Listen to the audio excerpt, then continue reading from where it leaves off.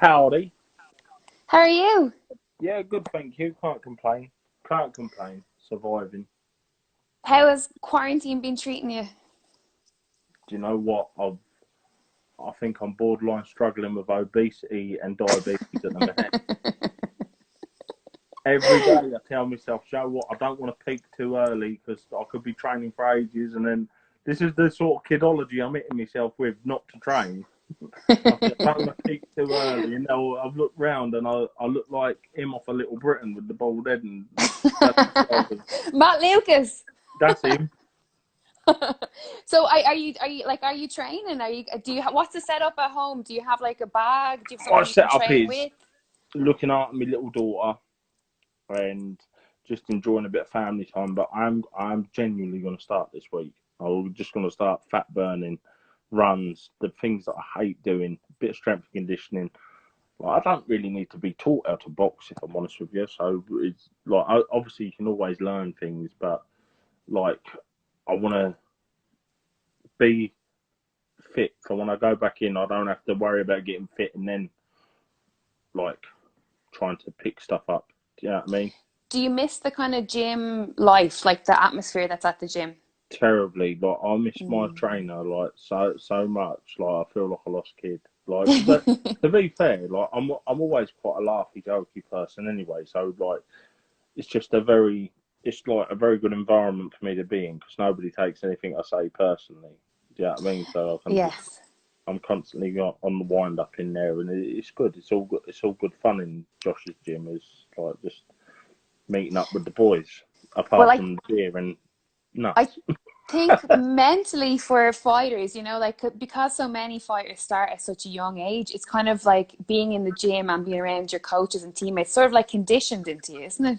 Yeah, well, that's the thing. It's kind of strange. Like I'm used to getting up, getting everything sorted out, doing me running whatever, and then going to the gym for about 11, 12 o'clock. Everyone being in there, and you've all got your little bit of segment or where you do your own thing, and it's just like you see the same faces coming in, the same faces just as they're going out. Do you know what I mean? I'm missing sparring horribly. Like that's the only ever session I'm never late for. Like I'm Good never to late for know. Good to I'm, know that. I'm never late for sparring. But other than that, I sort of run on my own time anyway. Like So Josh got to the point. If he wanted me there for 12, he'd say get here for quarter to 12, mate, and like so you can get warmed up because he'd know I'd get there for about 12 o'clock. how long Yeah. are you staying there for though? That's the real question. Do you know what? Every one of my sessions is about 2.5 hours long. That's good Uh, work. every session. This is the thing. Like people don't really believe in that, but when I train very hard. Like I put myself through a lot. It's just I listen. I'm an honest person. My diet's me downfall. Like if I'm one to like fizzy drinks and things like that. I think, and they're always like I'm my own worst nightmare because I'll walk out and I think to myself, well, I could get hit by a bus tomorrow. I don't walk anywhere, but I could get hit by a bus tomorrow, and I'm depriving myself of this, that, there, and the other. What I'm learning about most fighters is they're extremists. Yeah, They're either one or the other. There's no balance. There's no middle ground. It no, seems like you're maybe one of those people. yeah. I tell you what it is. I'm either all in or all out, Mm. and that's it. And with this quarantine, I've been named but all out. Honestly, if there's been a fast food source to get, I can guarantee you I've had it. I waited in a I waited in a queue for an hour for KFC the other day. So go on. What is the takeout of choice then? Chinese.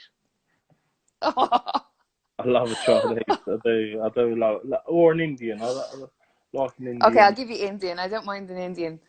To be fair, they're all just brilliant, aren't they? They're all brilliant, aren't they? Like, I don't think you could. I don't think you could chuck a takeaway at me if someone said to me, "Tom, fancy getting a takeaway." When my missus says to me, "What do you fancy?" I'm just do whatever. Do you know what I mean? They know me. They know me by first name basis in Domino's. Don't say that. Tom, are you on Wi-Fi or 4G? Wait, let me turn Wi-Fi off. Yeah, it's shite.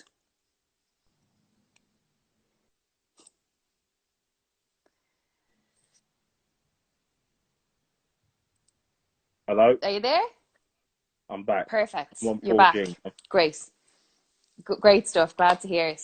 So, like, let's talk about starting out. When you think about growing up when you were young kids, was boxing around you? Like, it was in your family, right? Yeah, do you know what it was? My dad didn't want me to box. Didn't want me to, but all Why my was that? I don't know. He just said so hard or horrible. But I'm the same with my little boy. My little boy got more talent in his little finger than I got in my full body.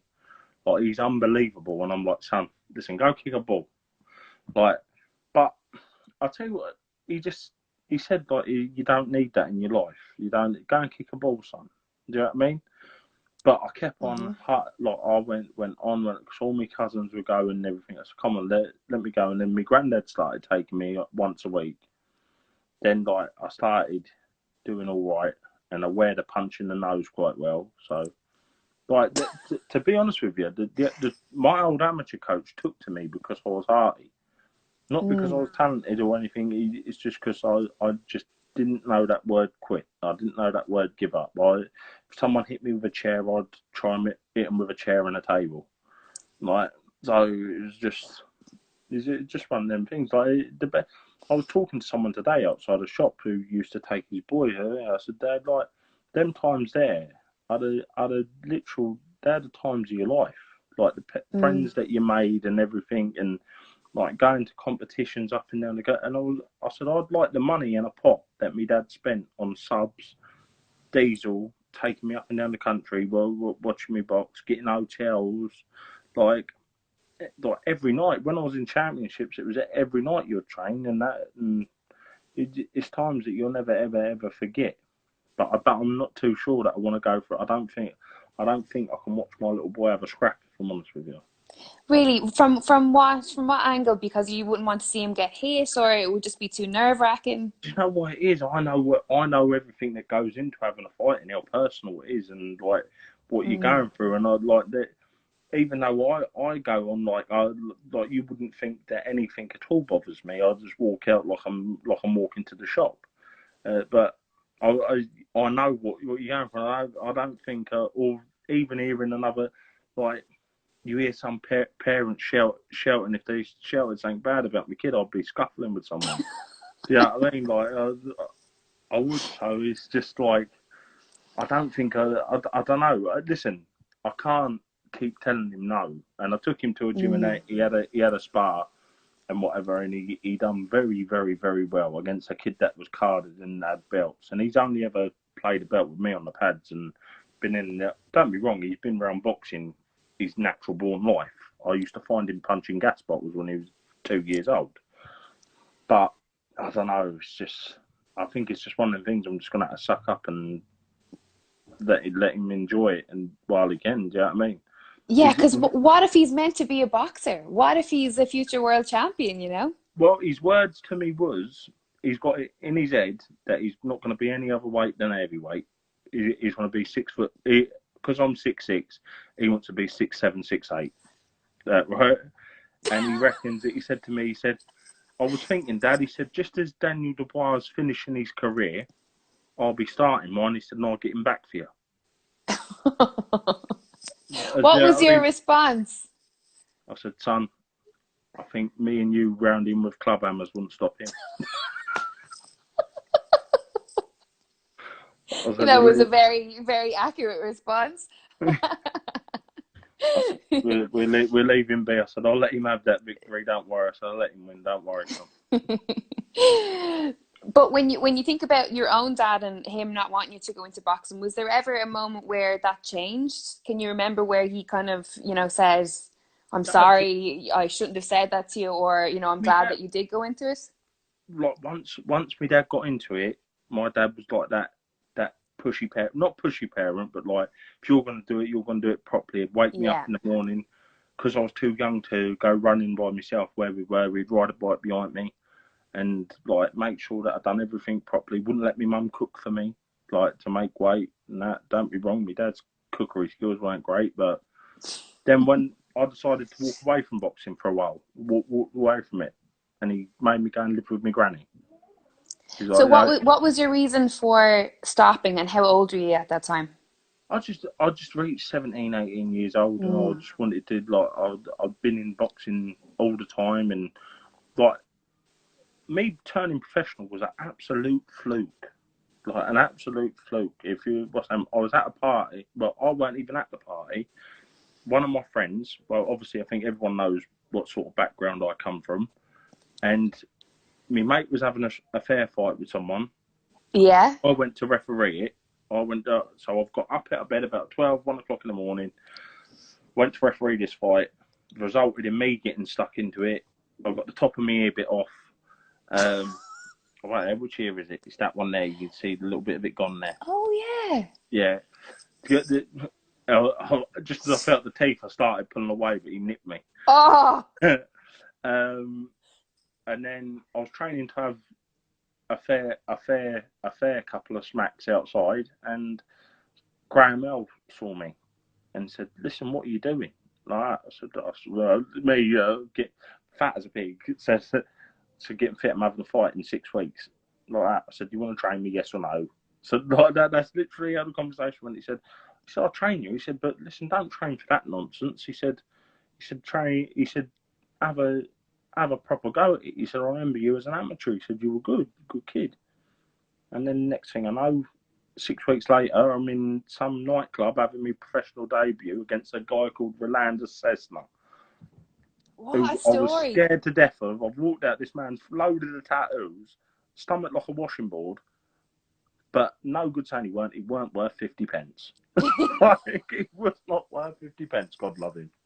Kind of lucky too, because I started blowing out of 2 rounds. So obviously you're very grateful for that conversation that led you to take boxing back up.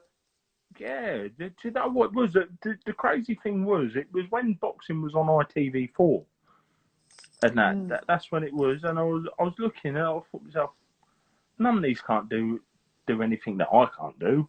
And like, I just used to think to myself, come on, will you listen to yourself? Go on, go and have yourself a cup of tea and a pack of biscuits, fatty. and then next thing I know, I found myself sparring Matt Skelton and doing more than holding my own with him. And this was when I broke Matt's rib just before he boxed Price. And I thought to myself, Joe, what?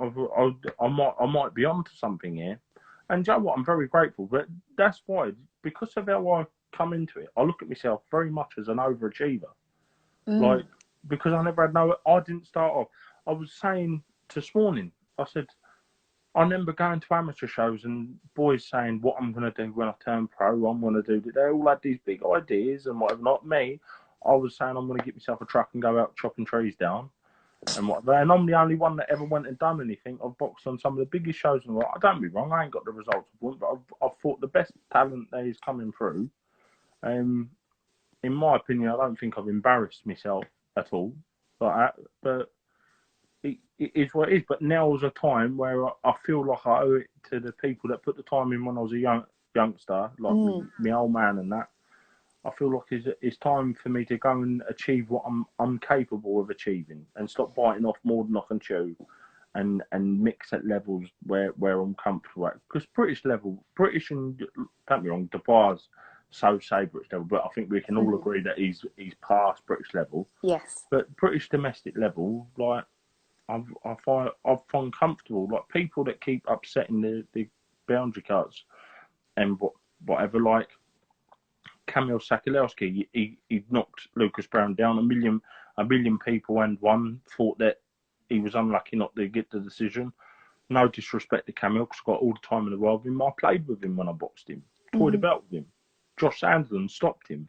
Do you know what I mean? Like, at that sort of level, I know that I'll do well and get a bit more momentum underneath myself.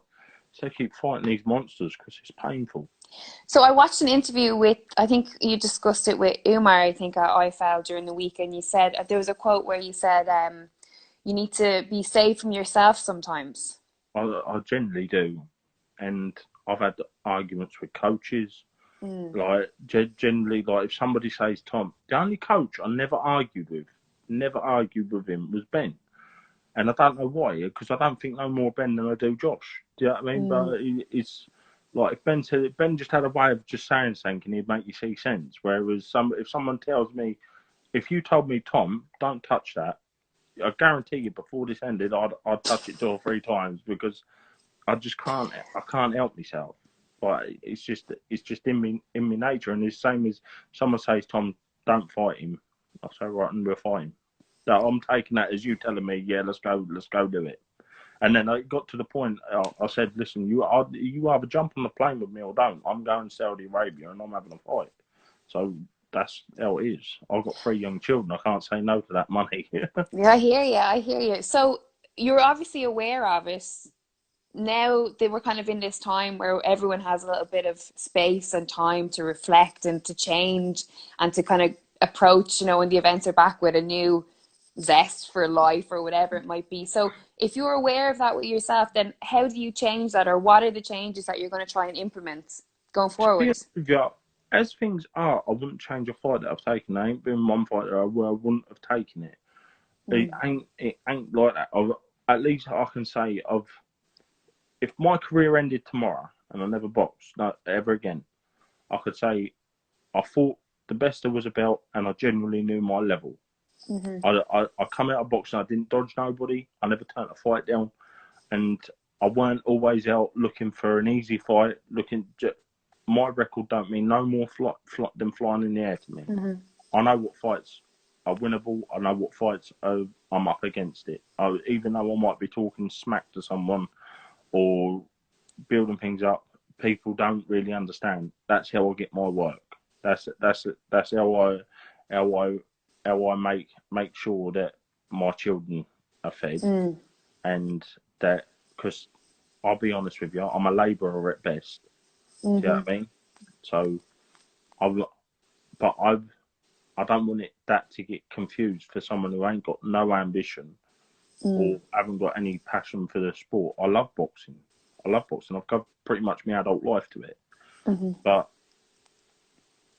just giving your adult life to it don't get you fooded and watered. Do you know what I mean? Love and passion for something won't pay one single bill. So I just wanted to make, what I want to do now is I want to bring somebody in who, not just respect, but who, if they say, nah, we leave that, or do you know what, we won't even tell him about that. Do you know what I mean? Because I know he's going to just give us a headache about it, and just sort of pick me way through, and just net. I know it might seem a bit late for some people to say that I need a bit of nurturing and that, but skill set wise, I know I've got it all there. I could reel names off, but I wouldn't do it. I wouldn't do it to the lads. I can reel names off, high level names that I've played with in a sparring ring and made look stupid. Made look stupid. So it's just, boxing's a sport of momentum, and as much as you might think you're confident, and you might not even know that seeds of doubt are creeping into your head, it do happen. It do happen, whether you know it or not. And if you're coming off the back of bad win, like Filip Hrgovic fought the best me out of my last four fights. Filip Hrgovic fought the best me there, because I was coming off the back of 3 real good wins, 2 of them stoppages, 2 of them I weren't really meant to win. Do you know what I mean? And I come out and I thought myself, bronze medalist. I'm going to give you bronze medalist. I'm going to absolutely ramsack you. And that's what got me caught. Because I started coming back into the fight and caught him, and I went running after him, and I felt like I ran into a train. That was the last I remembered. I was chasing him down, and I just run right onto a right hand, and that was it. Game done. But I had him under severe pressure, and but he showed that amateur pedigree and that resolve to pick that shot and set it up. Very, very clever fighter, and I generally do tip him to be the next big force. Really. So when you say that about your about sparring, So if we look at how you perform in sparring with all these high level guys, and then we look at what the fight nights, your Yeah. performances in the ring, what in your opinion is like what is the, how do I say it, like what is in transitioning from the sparring to the ring in your opinion? Do you know what it is? I genuinely don't know. I just think certain styles and fights are, but what's like the the four, the three of the fights. Like I knew the minute I signed Daniel Dubois to fight, I knew that was hard work. Even though Yeah. me and him had some cuff ups in sparring. Like me and him had some cuff ups, but I knew from sparring, I knew I had my work cut out. Like because I knew I had to find a way to utilise that jab, and I was very unlucky with Daniel. Like not to make excuses, because the result probably would have been the same, but I broke my hand in 4 places in the second round. Wow. Like really bad, like bone through skin jobby. And it went on. I got to about round 5, and I thought I was throwing my jab the same as I normally throw it, but I weren't. I was hesitating because I was obviously hesitating the pain of when it lands, and it like. But I knew way before that. I knew I had my work cut out of him because his style. I knew his style weren't really compatible with mine, and the same with Ergovic and was saying big, tall, upright, good jab, David Price. So same thing. I know as well as I can tell you what I can be, and there ain't many fighters that are honest enough to say what they can't, what they struggle with, and that's what I struggle with. That's me being straight up on the matter. Till what's that? Majidov, I got caught with a humdinger, and he can punch like a mule, like out there. I was boxing well up until then, boxing, spinning him, moving him around, but I come out a bit just erratic, and I genuinely don't know what that's over because usually I'm that late. If I got any more laid back, I'll be horizontal. Like I was watching it back. I was like, "What are you doing? You look like you got Tourette's, man." Like, you know what I mean? Like, what's up with you? Like next week, like it's just water under the bridge. What I put it down to, I think, when I come out and we had the first bit of engagement, I think I felt a bit on my hands, and I thought, hold up, I've got to try. I was trying to overcompensate to put him in a shell, but listen, it's just one of them things. Like you can't. There's a reason he's got a wide amateur pedigree, and I have. Do you know what I mean? Boxing, whether you like it or not, is about levels, and I'd like to sit here and say I'm at that level, but I'm not. And that's the truth of the matter. There's a reason their country picked them to go to Olympics and things, and I weren't boxing when they were all going to the Olympics, but it's just what, like it's the same as what as anything, isn't it? And you're getting hit with 10-ounce gloves on, that's like a brick hitting you. Whereas in a sparring, when you're getting hit with 18s and 20s, so I don't really read too much into like a spar other than the skill that you show. And I've never jumped in. I've been in with Joshua. I've never felt out of place. But that don't mean I'm going to win a world title because I can hold my own there. But there's other fighters there that suit me down to a T, who mix at that level. Who I believe tomorrow morning I'll jump out and punch the face in. So I can't really tell you what I feel's not transitioning because I always feel like I bring the best of myself, and I don't think it's a matter of I don't perform on the night because I don't do anything not different when I'm sparring. But I just think the right fights need to be picked for me instead of me being picked for a fight. If you understand Yes, what I'm saying. I hear you. Yeah, it makes a So lot of sense. I think that's what I need to do. Like, believe it or not, I'm not half as silly as I act. Like, I laugh and mess about and fool about and that, but I'm not half as silly as I act. Well, that leads me on to my next question that I was going to ask you about. And that's a good point because obviously I've seen your interviews, over the years and different stuff.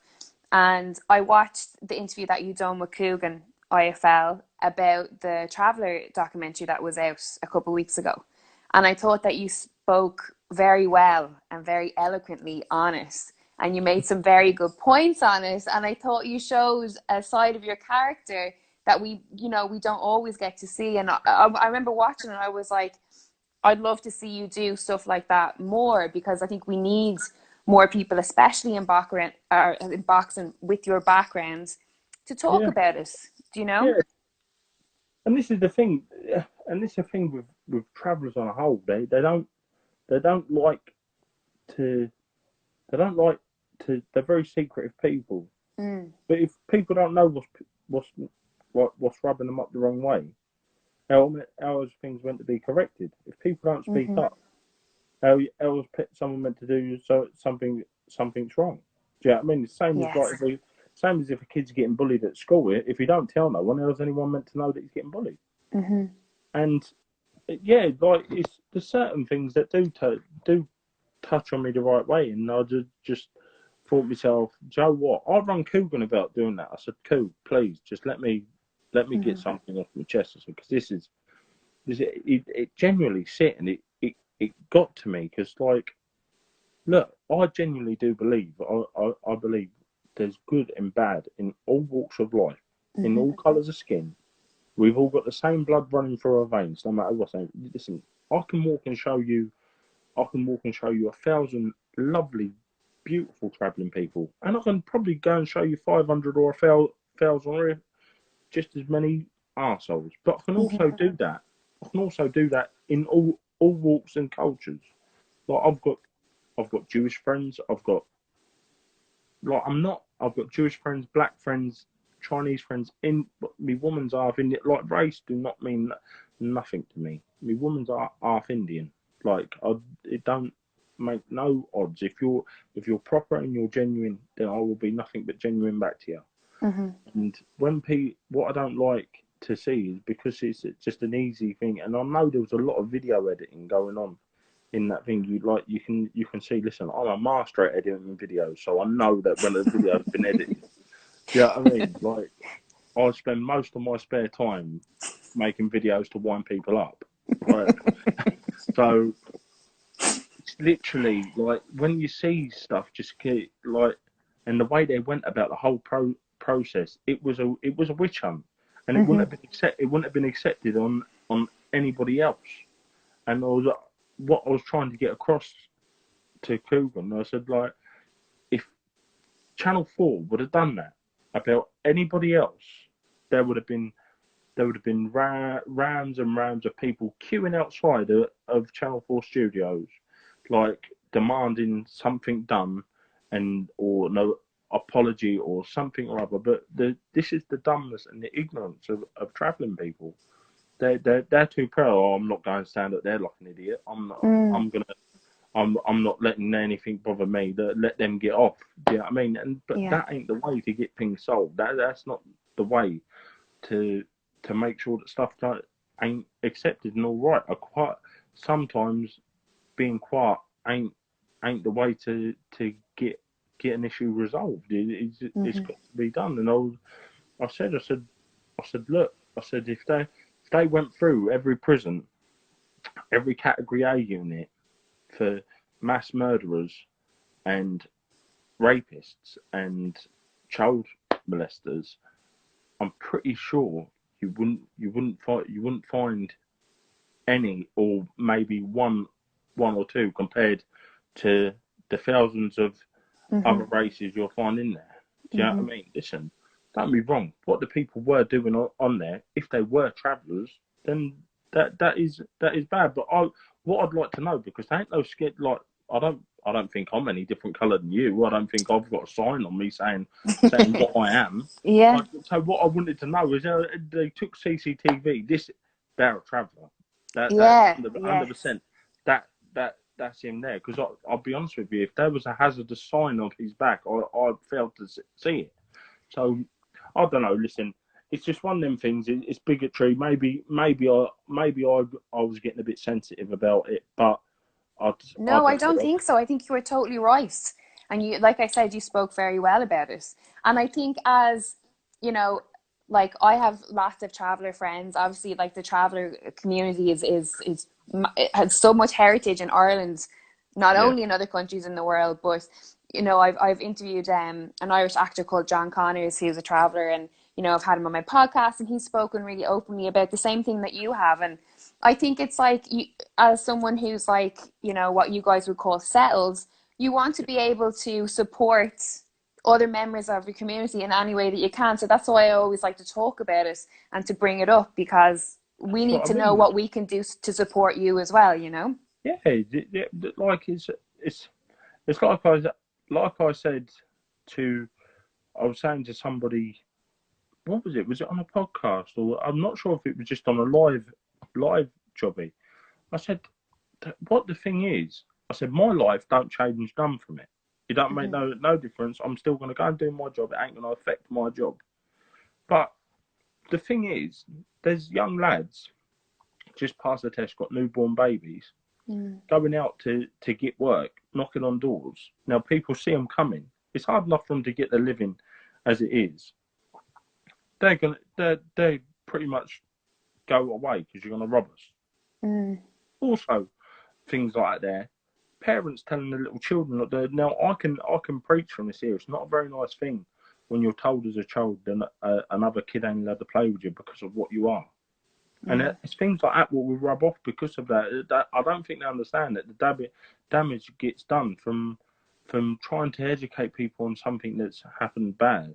They're doing a lot more damage than what the people have on the end, because they're making innocent people suffer who have probably never done a wrong thing, never robbed so much as a penny sweet in their life.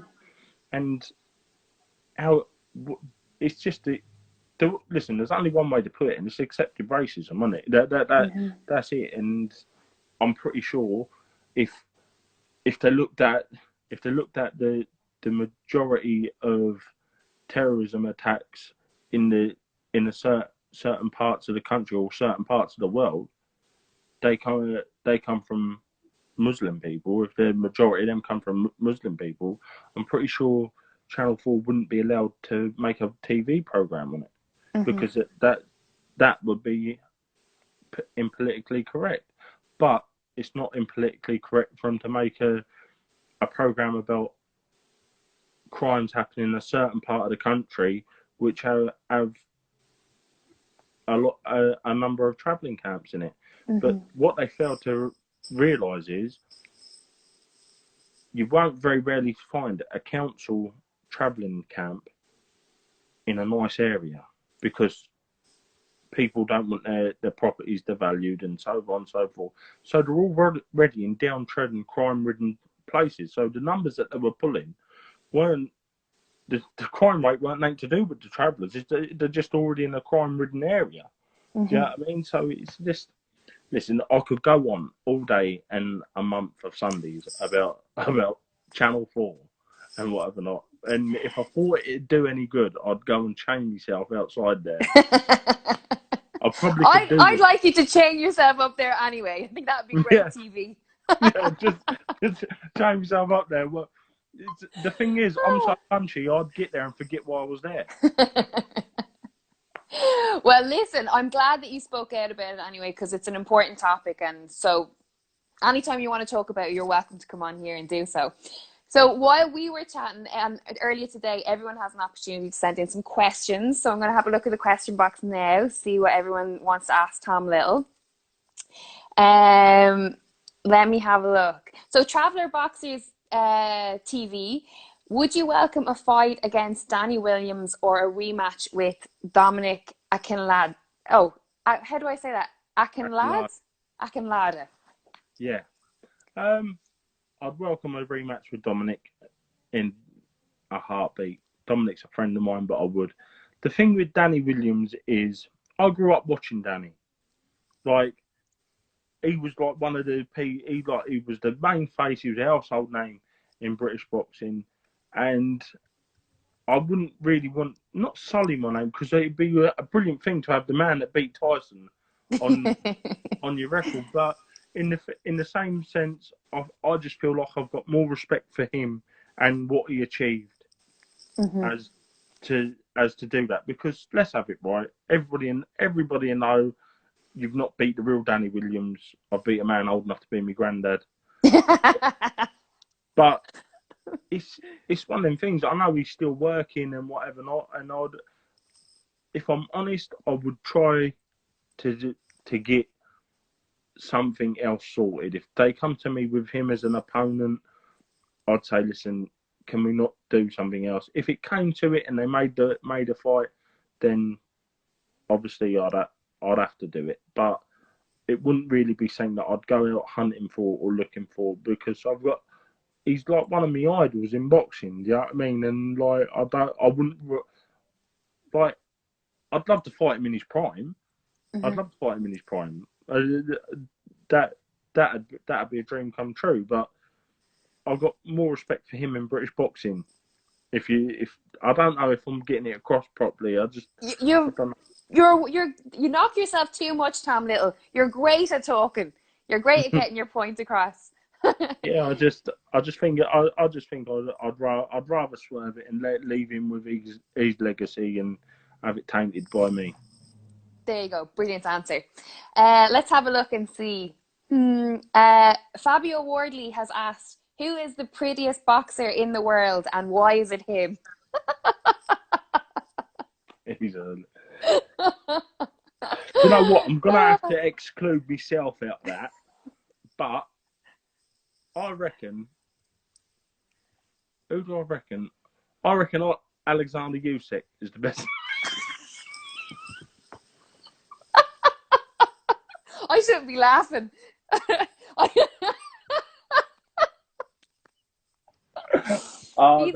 He's got lovely qualities. He's got lovely qualities. Hey, listen. He's got beautiful eyes. We leave. I hope I never bump across him, because I've said this more than once. He is a rain mac and a machete away from being a serial killer. You can't say that, Tom. I'm telling you now, if someone come out and said to me, listen, the old Bill's just done the police have done a raid on Alexander Usyk's house. He's got 7 people tied up down in his basement. I wouldn't be surprised. Listen, can you tell me you'd be like, oh my God, I can't believe that? No, listen, I don't think there's a person like he's got psychotic qualities. You can't tell me he ain't. Like, I'm not going to say anything. I think he's a brilliant fighter. I think he's a very brilliant fighter, and I think it's that unwildness that makes him so brilliant. That's a lovely quality to leave it on. Let's get another question in here quickly. Laurent Richards has asked, what is your ambitions in boxing? So going forward, what are the ambitions? My ambition is to win English, British, or Commonwealth, or if I was lucky enough to win all of them. But I want to at least pick one of them up, just achieve title status and continued financial security, but yes, with achievements to go with it. Like, the thing is, I've never had a management team pushing me. Every opportunity, everything I've ever got, and it's the one thing I'm very proud of. I ain't got the results to go with it, but every opportunity I've got, I went out and I got myself. No management, nothing, and that's just literally by picking the phone up, putting your face in the frame, and making sure that you know your value. And yes. I try and pass that on to like young lads that I see what's got ambition and what want to do anything, and I always try and tell them, so listen, remember, a manager works for you, you don't work for him. You pay him a percent, he don't pay you a percent. I said, so make sure you always know your worth, and if you're not sure of your worth, go over the top of what you think you're worth. That's good advice. You can always come up and you can always come down, and just because something's written on paper, because it's written down that a manager is entitled to 25%, they might be entitled to it. I'm entitled to a lot of things, but it don't mean that I'll get them. It's all about where you negotiate to. So, and always have that in your mind, because 25% of 1,500 quid, £2,000 ain't a lot of money, but 25% of 25,000 quid or 40,000 quid is a lot of money. Yeah, you know what I mean? So just be switched on and not let always never let anyone tell you what you're worth or what you should be getting or what you are saying. Always know what you should be getting. Mm-hmm. Never be in the dark about anything. And that's it. That's just the way I look at it. Like I didn't ever want anybody to talk money on my behalf because boxing's a very dark business, a very beautiful sport, beautiful sport, ugly business. The ugly business. You see people that watch you get stoned out to dry for 500 quid and won't care if you breathed afterwards. And that's the cold hard light of the day. So that's what I was saying to me little pal, little John Edges, and that the other day I said, look, Love him.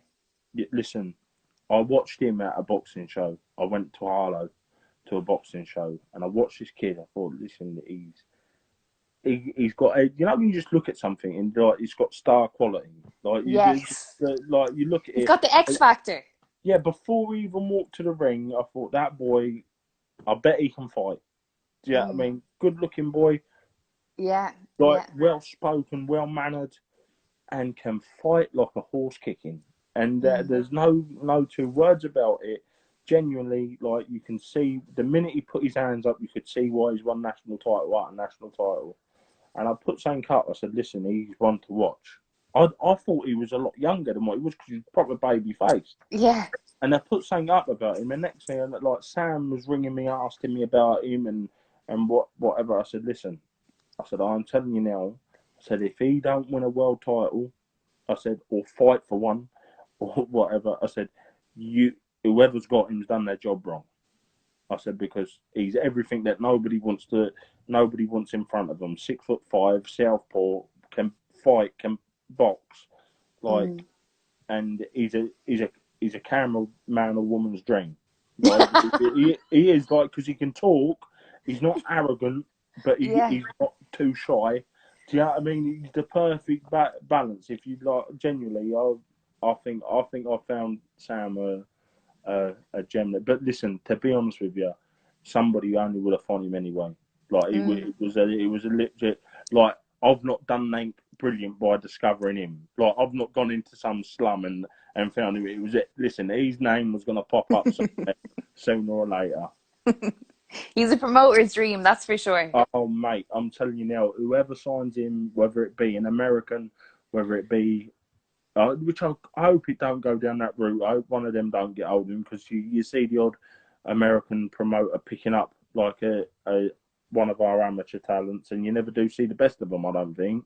I hope either Frank or Eddie gets hold of him, and trust me, he'll be the one. He'll be the face. He'll be the face. So much good young talent here, but trust me, I think he's the one. He certainly is. Right there, we'll take two more questions because there's loads of comments coming in saying like love seeing you fight and looking forward to seeing you come back and what's planned for next year and stuff like that. So very quickly, Jack Dobson has asked bare knuckle, Coogan or Eddie Hearn. Who are you picking? Got to go with you, couldn't you? Got to go with you. got to go with Edward. I reckon Edward's got the range. Lumpy old fella and all Eddie is. I thought he got shorter until like years ago, and then I see him. I was like, oh, hold up. He's quite tall. Yeah. Eddie gets it. Fight, Eddie. He's all right. You know what? He's done me a couple of solids, to be fair. And the one thing it is, I've never ever signed a contract with Eddie. Never ever signed not one piece of paper, not one fight agreement. So I've always worked on the thing with him. I said, listen, a contract only protects you. It don't protect me none. If I give you my word on fighting, my word's worth 20 pieces of paper. If I tell you I'm going to be there, I'll be there. If I tell you I'm going to fight for that money, I'm going to fight for that money. I hope you're going to make 10 million of it. See you later. Well, do you know what? I've never met Eddie, but I've obviously know so many people that obviously are in the sport and who have worked with him from many years, and I've never heard one person ever say a bad word about him. Apart from Frank Warren. Apart from Frank. apart from when Frank rings me for our monthly chat, that's it. No, do you know what it is though? Frank Warren, I get on really well with Frank Warren. I like Frank Warren. I've got a lot of time for him, and like I for some reason I seem to get on with a lot of promoters, but I think that's only because they're getting their prospects to punch me in the head. But I want to see how many I get on with this year after I do me little conjuring and planning and whatever not. I want to see how many of my mates are of that. Absolutely. Right, let's have a look here because there's loads here. Kushti Mushti said, love to see you pick up a title before you hang them up, mate. Loads of support coming in. That's really good. So Morgo 600 has asked, what is your beef with Dave Allen? I ain't got no beef with Dave Allen. I generally ain't got no beef with him. The only thing that I picked him up on was he was carrying on like I didn't have no place in the ring with him when he hadn't achieved any more than I've achieved. We've both got to the same hurdle and fell. Right, that's the long and the short of it. Matter of fact, against David Price, at least I was hitting him back. He won't. Do you know what I mean? And I just said, like, look, you're domestic level, I'm domestic level. A lot of people like me. A lot of people like you. Mm-hmm. Like, it's the one domestic fight that makes a lot of sense. That it makes a lot of sense. But the reason Dave won't want to fight me is the same reason I want to fight Dave. Is that I know his style fits me like a glove. I know that. Do you know what I mean? Mm-hmm. Dave knows that. I know Dave's told people that. I know the people Dave's told it to. Do you know what I mean? I ain't got nothing against him. I wish him all the best in the world. And I said this to him. I said, look, to be honest with you, Dave, it wouldn't bother me if both of us took 30 grand a piece to a field and we swung it out in the field. It wouldn't bother me. If you think I'm doing it for that reason, you're sorely mistaken. I said, all I just think it is, I think you're trying to downplay where I deserve to be, and you deserve to be no different than I am, and I'm willing to fight for that. I'm willing to get out and have a fight over that. I said, so that's it. I said, if you don't want to fight, then I ain't going to keep harping onto you. And then he said to me, I promise you, before we're done, we will have a fight. I said, well, that's it. I said, I wish you all the best of luck in the world. Go and earn 10 million quid for all I care. I said, just calm yourself down. It's all part of the game, isn't it? It's all part of the game. This is the thing. People think that I don't like people, and I don't hold. I'm incapable of holding hate. I can't. I generally don't. Honestly, I wish no one. And listen, unless you're stood in front of me with a pair of boxing gloves on, then I'll plan on taking your head off. Unless you take mine off. Mm-hmm. But other than that, is it like straight afterwards? I'll go sit and have a cup of tea with you, or have a drink with you. Don't bother me. Come and stay in my room for all I care. Do you know what I mean? Like, do not bother me. Like, I don't hold hate or like spite for nobody. So I ain't got no beef with Dave Allen. It's just business. There's like, I can't not fight everyone because someone likes them. Do you know what I mean? Like, yes, Dave Allen makes the most sense. Like, Dave Allen's a good fight for the British public. It's a good fight for me. It might not be such a good fight for him because of his social media platform, because he's a bigger name than I am. But he ain't a bigger name through achievements. He's a bigger name through how he got on the bandwagon of social media when social media was very naive, and like you could pick a following up very quickly because it was new to everybody.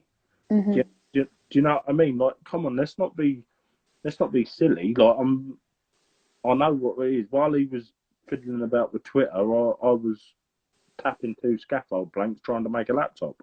Do you know what I mean? Like, I'm not very good at all this. Like, I'm not very good at this. My proudest thing with technology is my video editing.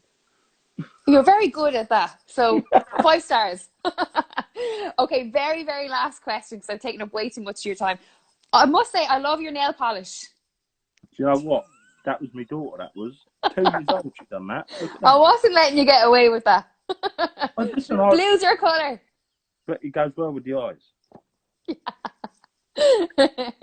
Right, final question, and it's from Karen McDonald. She's asked, if you have to quarantine with 5 people, dead or alive, who are you choosing? Right, I was hoping I got this question. Yes, it's my favourite question. She asks it every night, and it's my fave. Right, I reckon I'd like to sit in a room with Ricky Gervais. Yes. Elvis Presley. Amazing.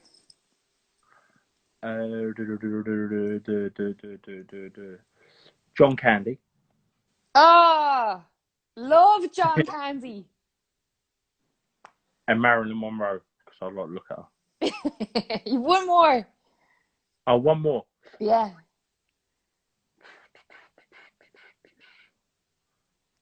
I'll chuck Dave Allen in there just for a laugh.